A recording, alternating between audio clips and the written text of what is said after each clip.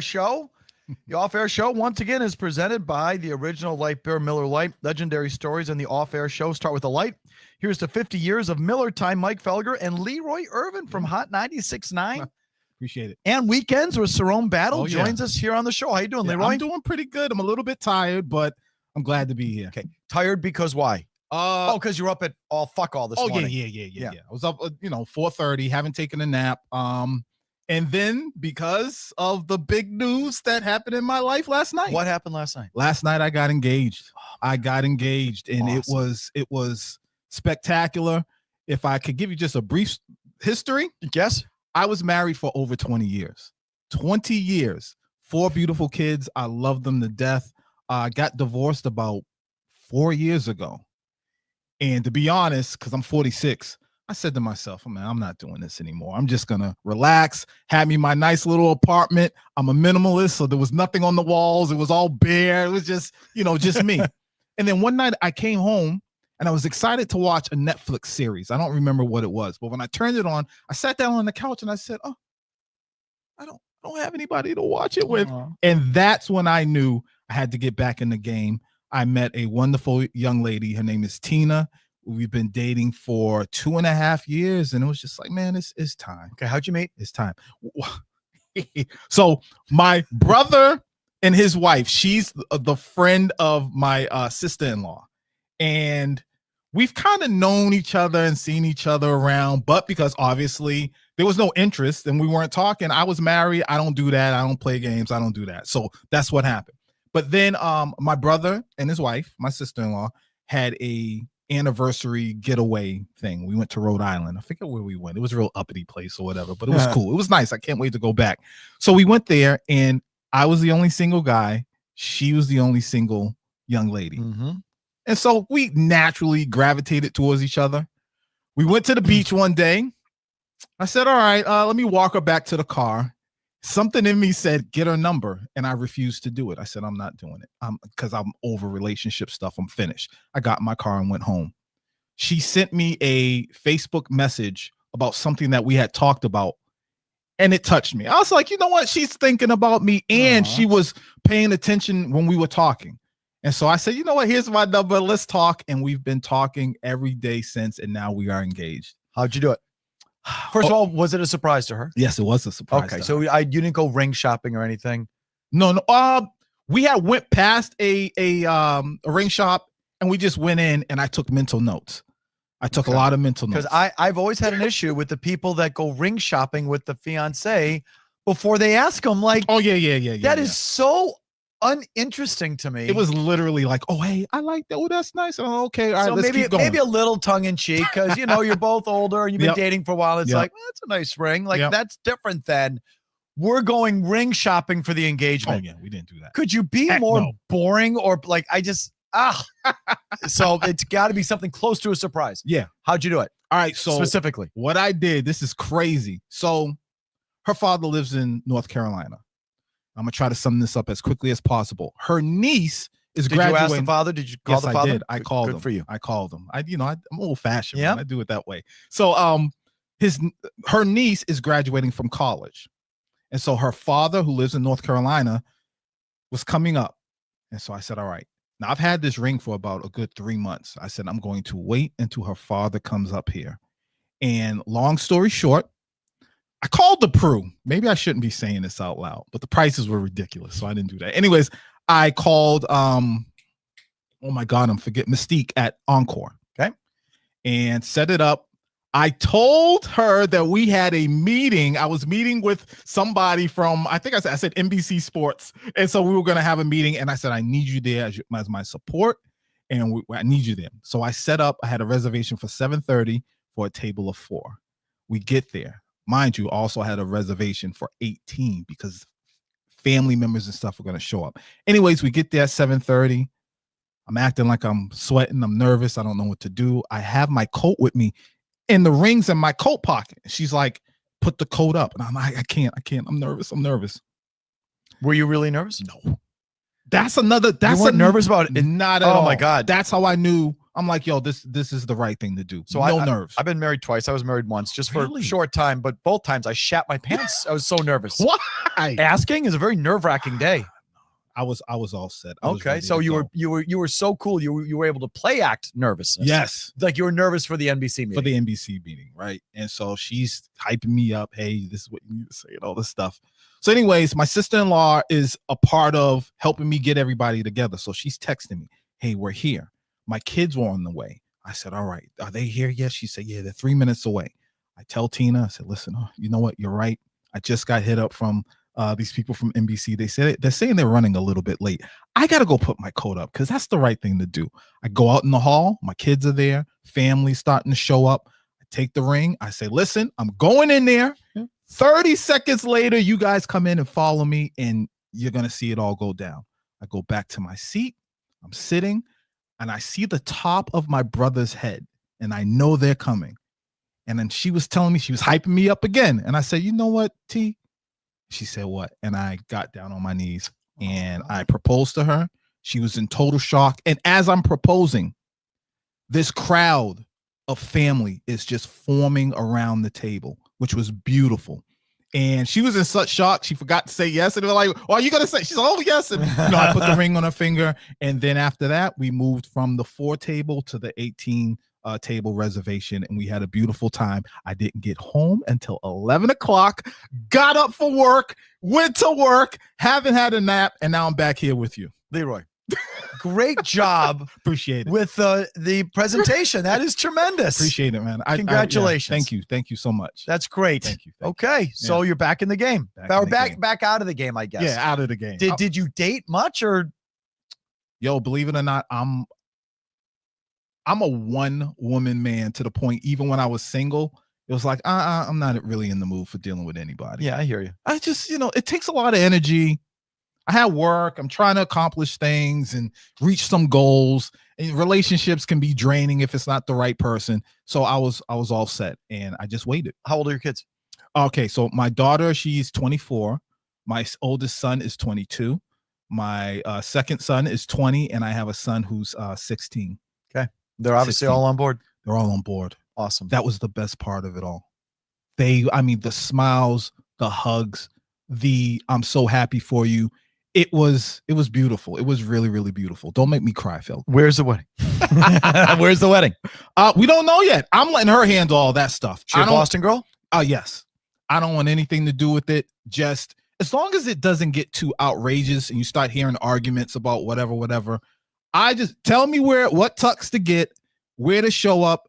And to be honest, I think big weddings are stupid. I hate them. Tens of thousands of dollars. Some people spending hundreds of thousands of dollars on a wedding. No, I'm all set. I go to City Hall if she would let me. I know she don't want to do that. Yeah. But something small. Has she been married before? No, she hasn't. Okay. No, she hasn't. She around your age? Oh yeah. We're right around the same age. So it's beautiful. A lot of things in common. Congratulations. Thank you so much. Appreciate it. How's the radio? How's music radio? Well, you know what? I can't hide it. It's hurting. Yeah. It's hurting. Radio in general is hurting. It really is. And for some reason, I kind of knew you would ask something like this. And I just wanted to put this out there. My 2 oldest sons, they went to an event at the Wayne Theater recently. And it's Attack on Titan. It is just to make it really simple, it's a cartoon theme or whatever. And this is what happened. Wayne Theater, they put it up on the screen, and an orchestra plays the music to tell the story. I said, wow, you guys spent hundreds of dollars. The place was packed out. The tour is sold out all across the world. It's a touring thing. It's basically a cartoon to live music. Yes. Very interesting. I said, I went to the library this past weekend, Copley, downtown. Place was buzzing and all this. And I sat back and I thought about it. I said, hey, if the orchestra world can reinvent itself, if the library can reinvent itself, why can't radio? So you're saying that animated thing is really a orchestra iteration? Yes. It's really about the orchestra. Yes, it really is. And I was talking to my sons, I said, did you enjoy it? And they said they found they are now respect music like that. I'm like, man, what? How did the library reinvent itself? What are people in there for? So Now there's places for kids to go in and game.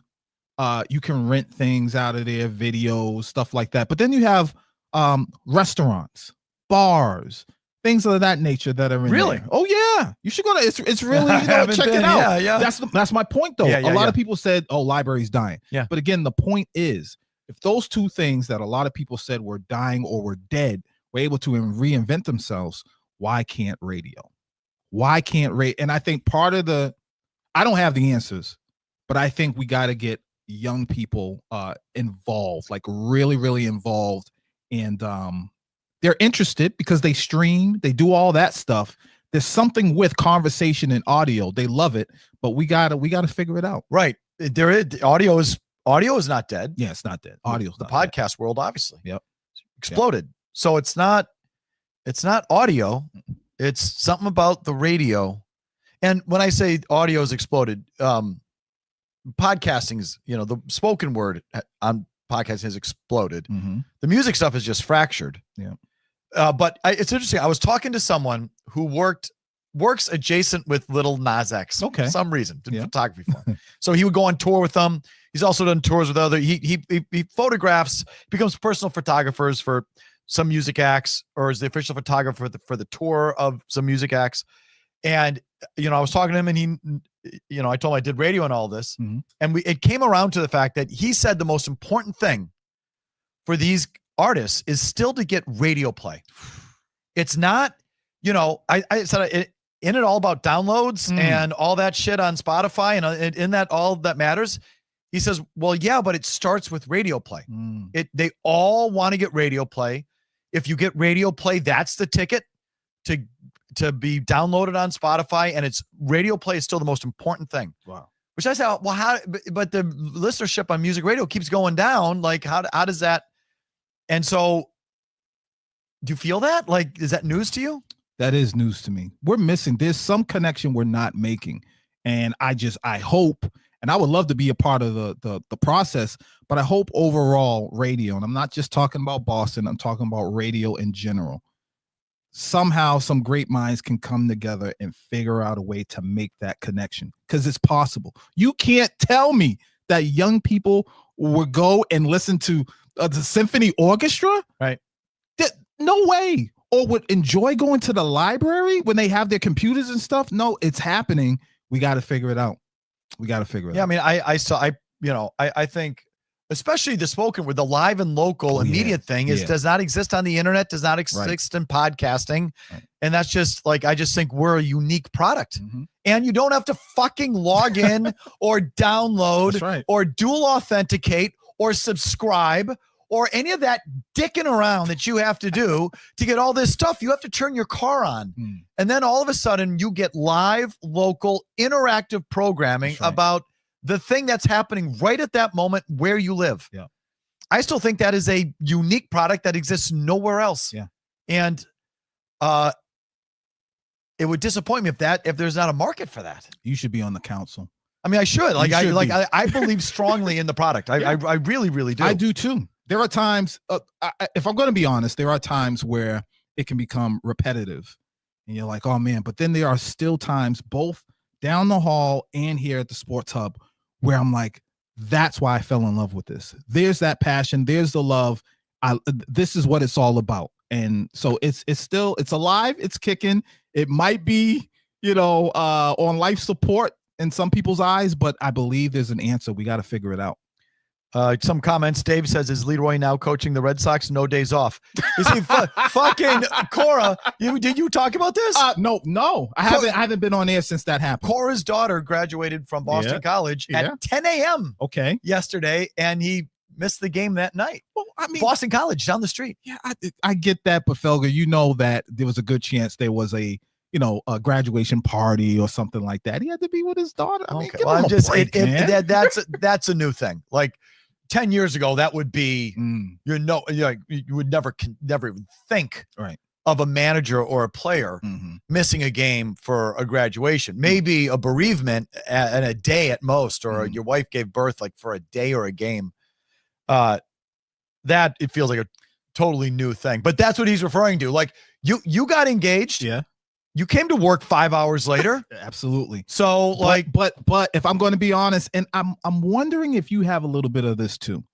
I have a problem saying no. And I fear. Oh, Leroy. I fear losing out. I don't ever say no. See, and that's not always a good thing. That's why I still do the NBC Sports. Like, I go in it's down to 3 nights a week. They had to cut my time back because of cutbacks, but I used to be 5. I'd still probably be 5 and I don't really need it in the here and now. Yeah. As long as radio hangs on, but it's like, I don't want to say no. Yeah. Those jobs are finite. I know there's kids all over the place who would die for a job like that. Yep. And so I'm not saying no. Mm-hmm. I never said no. Like when I was, there was a time where I had 3 full-time jobs at once. I was the beat guy for the Herald covering the Patriots. Mm-hmm. This was in, let's say, 2005, 2006, 2007. For 3 years, I was the lead Patriots writer for the Herald. So I would go down to Foxborough every morning, do the press conferences in the locker room and all of that. Then I did a midday show. It was short-lived, 890 ESPN radio and AM radio. And I can't even remember our hours, to be honest with you. 2 to 4, 2 to 5. It was never a 4-hour show, but it was like a 2 or a 3-hour show. 1 to 4, whatever. I would go and do that, and then I would run into NBC Sports Boston. That was then Comcast Sportsnet, or Fox Sports New England. We were called different things. And then go do the 2-night shows. And I did that for like 2 or 3 years because I'm not going to say no. Right. And so like, I still have that thing where I don't want to say no. Wow. Like I'm going to ask you a question. Go. So I'm an executive producer down the hall. Mm-hmm. I'm 1/4 of the on-air team for the morning show. I do the midday show. And then I come down here and do things from time to time and fill in. I personally feel like I'm spreading myself too thin. I'm getting the job done, but I feel like, man, I might be juggling a little bit too much. How do you manage? If you're spread too thin, you just do your best. Don't say no and do it. Be there and do it. Absolutely. Okay. That's what I think. Okay. That's my experience. That because you don't know what's going to pop or what's going to emerge. That's true. You know, when I was doing that thing, when I first started at the Herald in 1989, newspapers were the thing. Yeah. Like, those were the best jobs to get. If you were a sports journalist, it was, Boston Globe, Boston Herald, if you were in Boston, Sports Illustrated, like those were the big things. And radio was sort of a side thing that had just started and was not really that big of a deal. And cable TV, nothing. Right. And so, you don't know. I don't think anyone could have predicted that the sports talk radio would explode and be as profitable as it is and big as it is. Now that's the shit. Like, I think shows like ours are kind of the leader in town. I think we are more important than the Globe and the Herald. And so for your thing, you don't know.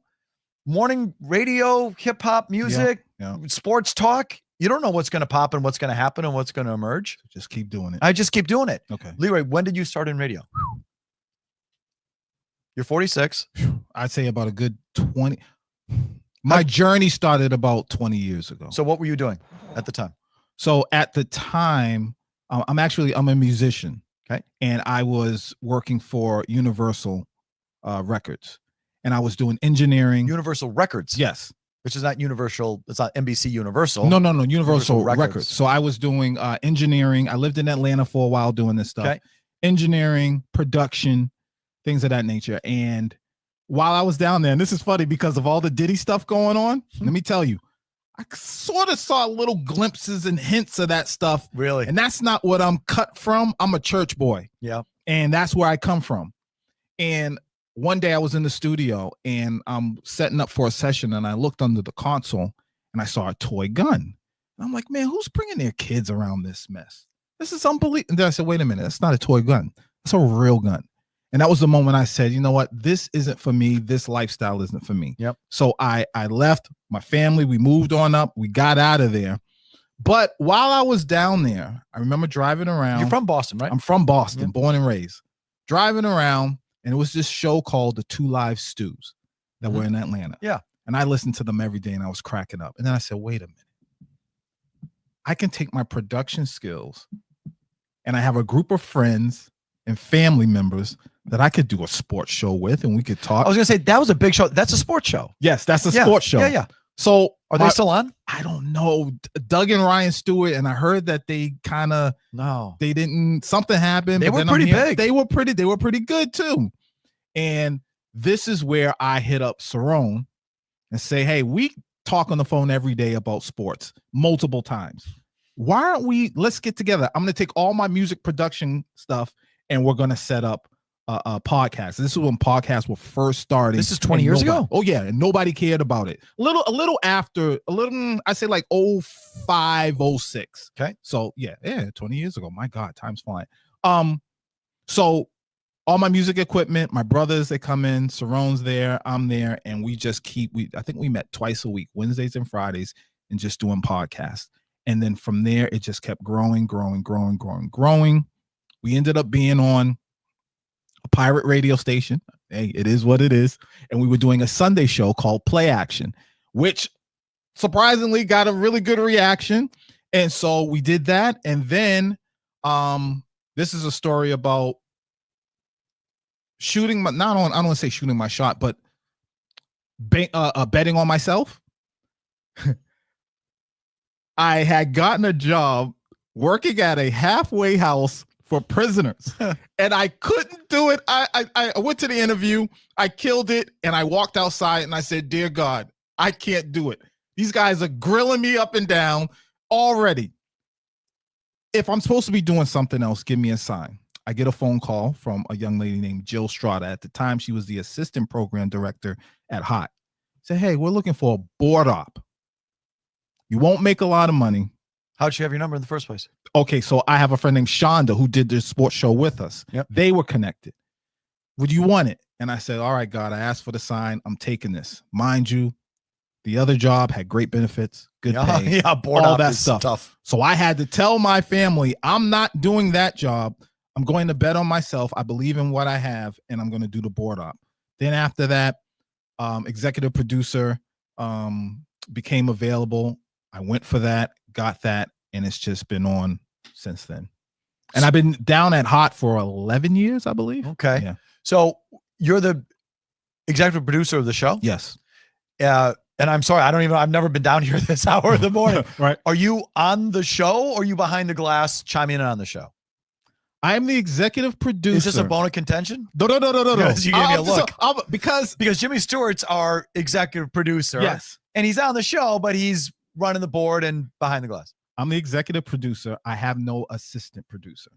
So I take on those duties, all the other duties, and then I run into the studio and sit down at my mic, and I'm a part of the show. And it's constant movement, and I do that every single day. And I've got it down to pretty much a science, to the point where I don't leave. Shows over at 10. By the time 10 o'clock hits, pretty much everything is all set for the next morning. So you're booking stuff, scheduling stuff, doing all that. Yes. Looking up things, sending topic ideas, and answering phones, getting the contest winners, editing the podcast, putting them together, do all that stuff. I have a list. I should show you on my phone. There is over, it's like 30 things, that a checklist that I first created just so I can get the hang of it. Where is it at? It's on here, but trust me, like 30 things that I have to do, and I get it done. And I'm proud of myself for that. Yeah, I used to be kind of nervous and say, "Oh, be a little bit humble." Yeah, this isn't about bragging. It's like, no, I put in a lot of work. I work hard, and I'm proud of it. Yeah, those morning shows. Again, my wife did morning news for 8 or 9 years. Mm-hmm. So she, the women, it's a little self-inflicted because how much time are you going to spend on your makeup and your hair? Okay. Right, so you don't, she could have gotten up at 4 and been okay, but she got up at 2:30 every fucking month. And it just like, you never adjust. You never always tired.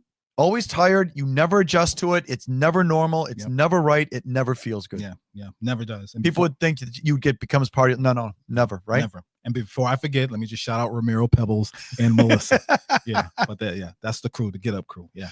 Okay. So, what was I just going to ask you? I had another question off of that. Okay. So you and Cerrone, did you keep doing your sports podcast in and around that, or because we just kept doing it. Even when we were doing the podcast for when we first started. We didn't care how many people listened. We loved it. We would talk on the phone for free. We just talk on the phone. If the game, and we still do it to this day, if the Celtics had done what they were supposed to do and would have been playing tonight, him and I would have talked before the game. We would have seen a play. Both would have picked up the phone and probably called each other at the same time. Yep. After the game. The next day, this is just what we did, and we just kept at it. So even when opportunities didn't come, even when you had people saying, you should give it up, you should move out of state first and do it X, Y, and Z, we just kept doing it, kept pushing. We love it. Okay. So now I have a bone to pick. What have you done to Cerrone? What do you mean? I thought Cerrone had such promise. Okay, speaking from the dark side. Speaking from the dark side, which is why I'm considered the dark side of talk radio. But Cerrone, first started listening to him. Yeah. He thought Drake May sucked because, he watched him at North Carolina. He said, that boy does not have it. You do not want to be taking this guy. He was anti-Drake May. He was critical. He was negative. Now I hear you guys, and it's like, no, we're going to keep this positive. We're going to have fun. We're going to play some music. We don't take ourselves too seriously. I'm like, what happened? I thought I had someone in Cerrone, another fellow member of the dark side, to pick and be critical and be negative. And I feel like since you two started doing the thing on the weekend, I'm like, well, that's over. No, Cerrone is his own man. So disappointing. And sometimes he'll switch up and he'll change his opinion about something.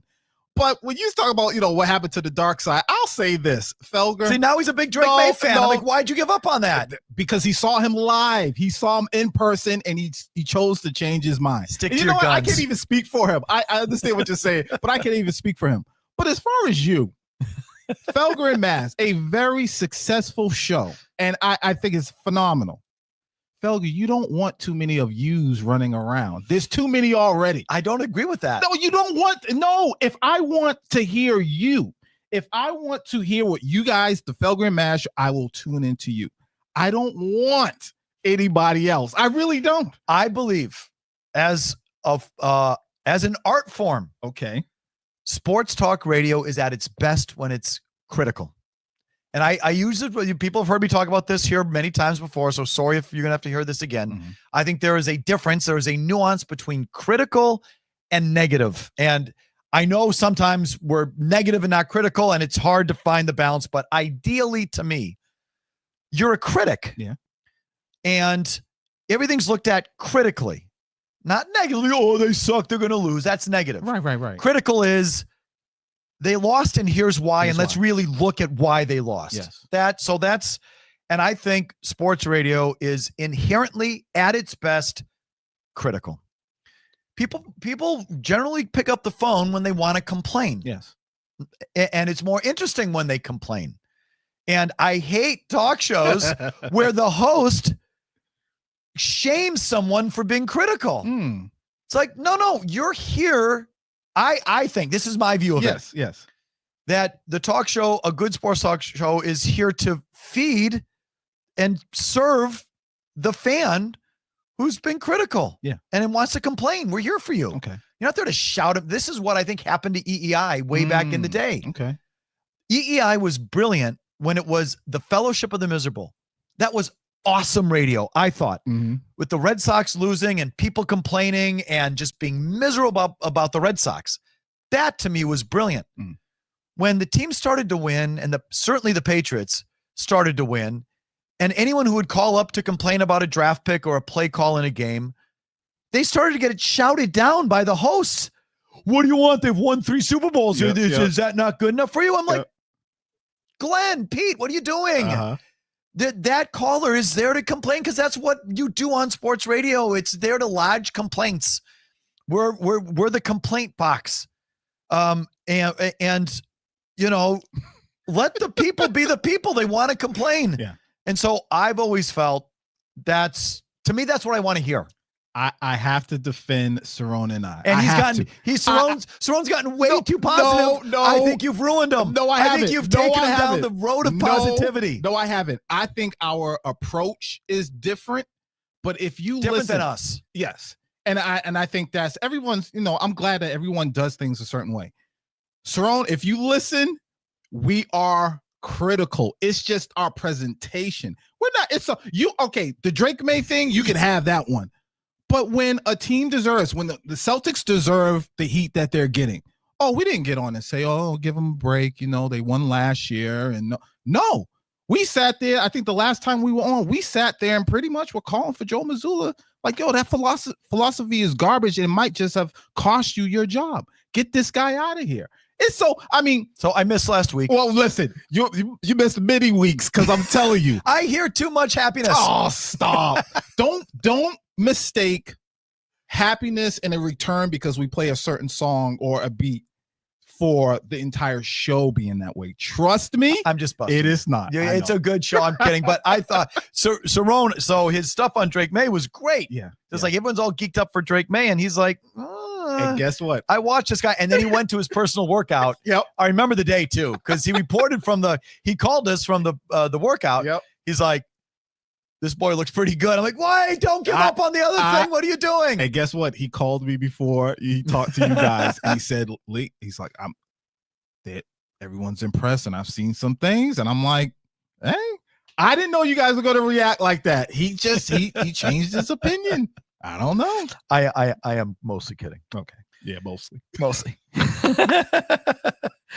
All right. Let's see. Let's see. I got picked back through the comments. Is there anything else you wanted to talk about? Oh man, what else is going on? How much music do you play an hour? An hour? Yeah. Is it I say formula, and I don't mean that in a wrong way, but do you have like every hour you play 6 songs, and that's just the way it works? Yeah, something like that. There is a formula. I can't give you the exact number. I can't think of it off the top of my head, but we definitely have a clock and we go by it. How much, if it were up to you guys, would you do all talk and no music? Me personally, I would want more talk. I would, but I don't know what the studies or, all that stuff say. I mean, how long has Romero's been doing it? Yeah. How long? They've been doing, I think they just celebrated, was it last year, 20 years together or 25 years together? That is awesome. Yeah, it is great. So, I think there's a sports radio equivalent to that because, we try not to do it because I just want to stay on topic, but most talk shows, most sports talk shows that I listen to play bumper music coming back. And then they spend a minute talking about the music or teasing someone for not knowing the song or teasing someone for liking the song or whatever. They do like a minute on the little bumper rejoin that you just played. And then even our, Fred and Hardy are so conversant in music. They've been rock DJs and they know so well, they can spend 5 minutes talking about the band and where they came from and the last time they saw them and all of this. So I really think there is a rock and roll sports talk hybrid show that's there to be done. Yes. Because frankly, some shows spend half the time doing it anyway. They just don't play the whole song. So instead of just playing the first 30, 45 seconds, the riff of a rock song and then talking about it for 2 minutes, what if you played the whole song, did a minute or two on it, and then went to break, and did that? I think there's, I don't know. I think there's a hybrid show there to do, kind of like a morning show does with, pop music or hip hop or whatever. Yeah. This is why you need to be on the council of what I was talking about, reinventing and trying to figure out how to do things right. Music and sports go together. That means it just does. When you're watching the game, they play music coming and going into spots. You might hear it during a touchdown, you're going to hear it a home run. You're always hearing music. If you play video games and there's a sports game, there's music involved. So it goes together. Matthew says the last thing I need after finishing work is an hour of everything sucks as I sit in traffic. Well, Matthew, feels like you listen and you're here. So maybe you do like it. You don't even realize it. I think that there's a lot of people that get in their truck at 3:00 if you're a service guy, or get in your car at 5:00 if you're a sales guy or whatever, who does just want to bitch about why the Bruins suck. And they want to hear it and they want to scratch that itch. It's Boston. Absolutely. So I don't know if if you feel that way, you feel that way. I think people they want to why the fuck did they go for it on 4th and 1 again last night? Like, and they want to hear that when they get in their car, I think. Yeah. But we can all agree to disagree. There's more than one way to skin a cat. That's what I gave you my feeling on it, because that's what I want to hear. But what I really believe is that there's no one way. And that's the absolute truth. Is, of course, there's no one way. As proven by our show, by our station. Yeah. You know, with all 3 shows are different. Very different, yeah. And, you know, they all get listened to. Morning show's crushing it. Their ratings have been great for a while, and they do a totally different thing than we do. Although Fred can be plenty critical and negative. Fred can do that thing, but it's a different show. And so, like, there is no one way. Let's see. Leroy is built for talk radio, says Chip.